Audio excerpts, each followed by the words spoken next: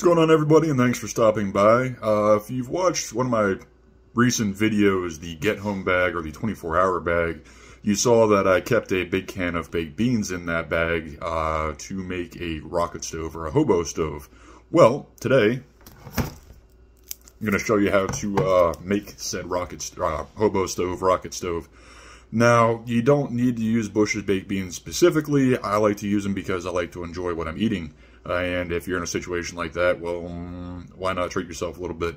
You could also use like a big can of Campbell's baked beans, or even one of those bigger cans of pineapple, like the Tidbits or something like that. But any canned product will work. The bigger the can, the better, though. So let's get into it. The first thing you'll want to do here is make your breather holes and your holes to get the beans out. So you're going to want to make a diamond here, like a little triangle rather, not a diamond. And then on the opposite corner, you're going to want to make another triangle cut. And these two will be for pouring and a breather hole. As you can see, I have some other things marked up here too. But I'll get into that here in a second. So let me get these the breather and the pour holes cut first, and then I will show you what the rest of these are going to be. Now, in that Get Home bag video, I went over having a sacrificial knife and why I use my multi-tool as my sacrificial knife. This is for that reason. So if you're a big knife guy, this is probably going to hurt you a little bit watching do this, but you're going to want to take your knife here, make sure it's, I like to use a fixed knife because for this, if it slips, you don't want it coming back and cutting you, especially in a situation where you're not exactly having a good time. So make sure this is fixed and locked in place, and then you're going to want to go and start making your cuts.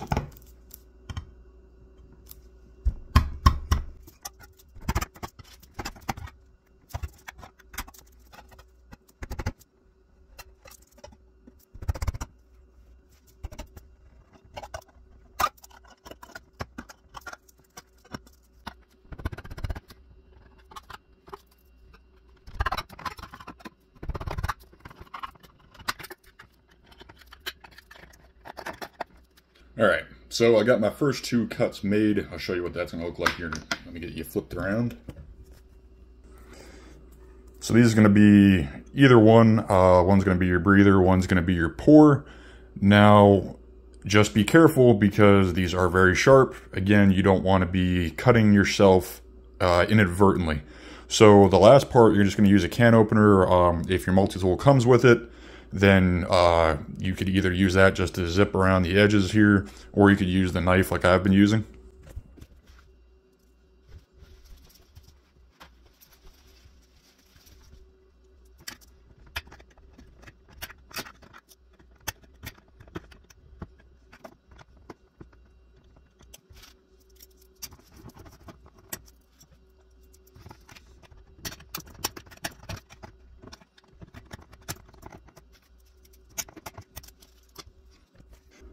Then once you get these two pieces cut out, then you have a place to pour the beans out. Now at this point, you could either pour them out into like your canteen cup and eat them cold, or if you want to start a fire, go ahead and start a fire, and then when it starts to boil out of here, then you know your beans are good enough to eat. So I'm going to go ahead, I'm going to dump these out just for the purpose of this video, and then continue on with it. Alright, so once you get all your beans out of here, you're going to want to wash the can out, and then this is where the other marks up here are going to come into play. Where I have marked with X's, you're going to want to cut those out too, just like you did for your initial holes, and that'll create the grate that's going to sit on top of the can that will allow you to set stuff on here like a canteen cup or anything else like that. So let me get these cut out here and I'll show you what it'll look like.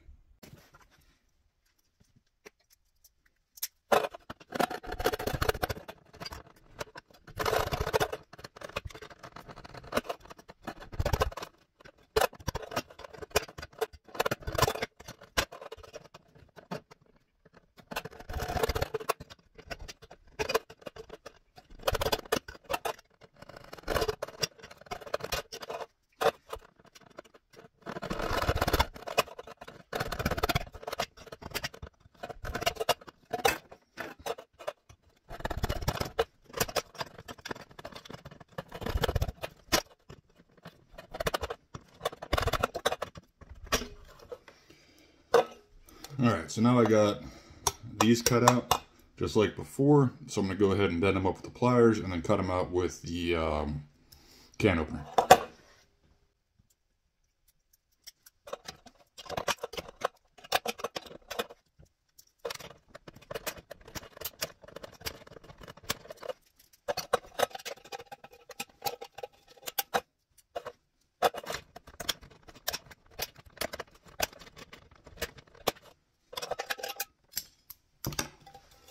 And then you'll have your top grate like this.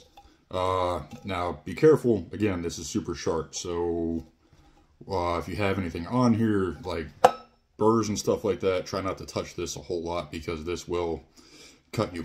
The next thing I'm going to do is make the door. And I'll kind of outline here what I'm looking at for the door. What we're going to do here is...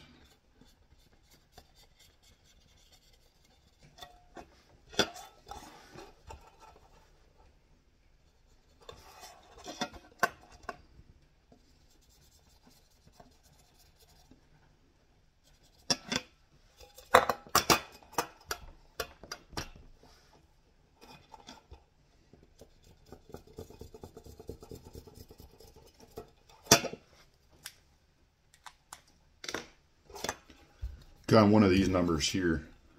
This will allow you to open it up so you can put fuel in here and get that fire started. So let me go ahead and I'll get this cut and then I'll show you what that'll look like when it's done.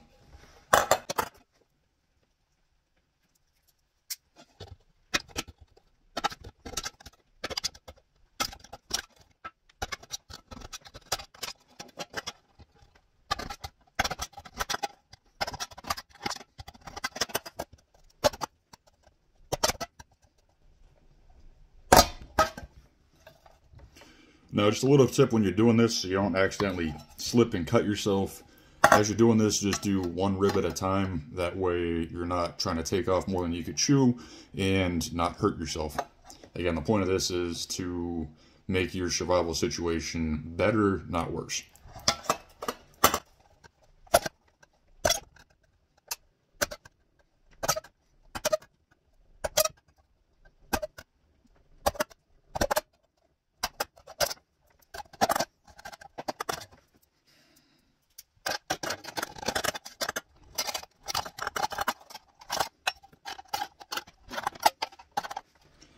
So there's your door here. You can go ahead and close this, open it however you want to allow more airflow in, to close it up once you are done with your fire.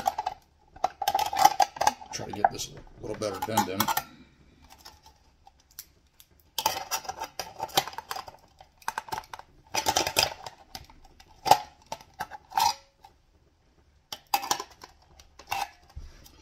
There you go. So, I mean, close it,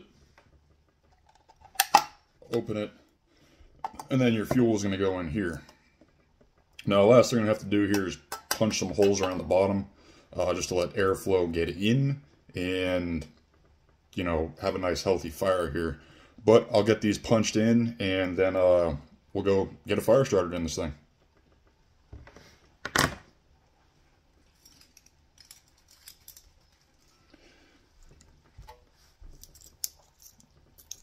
And one thing of note that you can do with these excess pieces is you hold on to them. You can make like little spearheads out of them. You can make like little lures. If you have hooks in your kit, you could attach them there.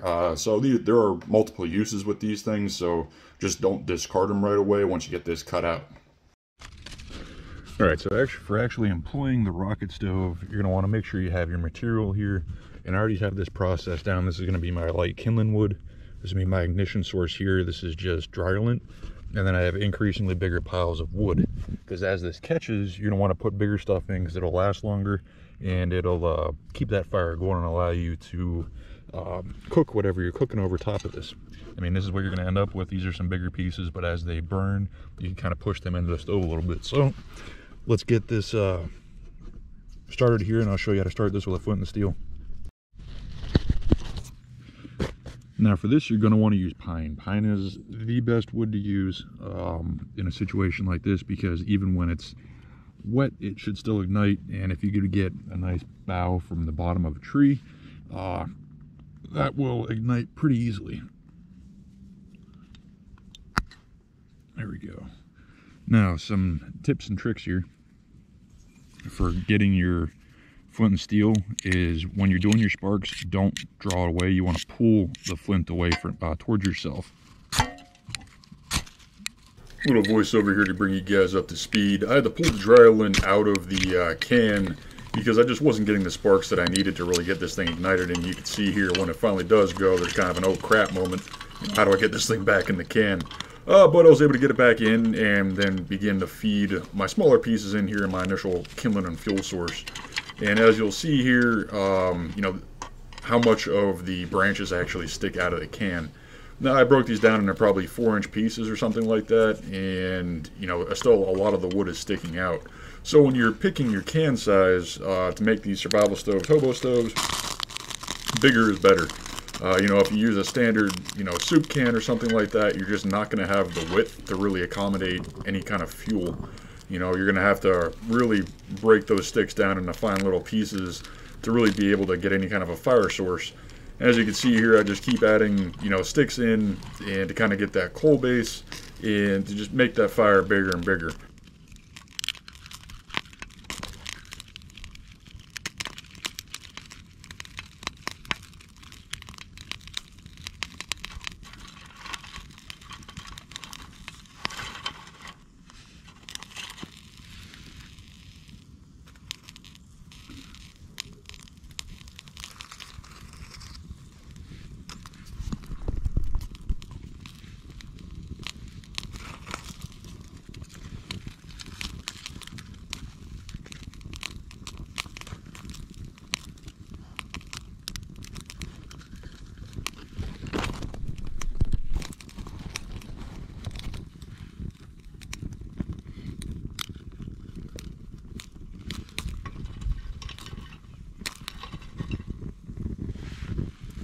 All in all, this was a fun little project to get out and do. It's been a little while since the last time I made one of these, so it was nice just to get out and bust the rust off and kind of refamiliarize myself with how to make one of these.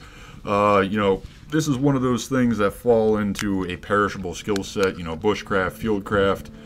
If you're not doing it all the time, there's a good chance you may forget how to do certain things and you may learn something new along the way. So with skills like this, it's always good to get out and practice it, you know, do it every once in a while just to refresh yourself and kind of reteach yourself how to do things along the way. But I hope you enjoyed the video. I hope you learned something from this, and until next time.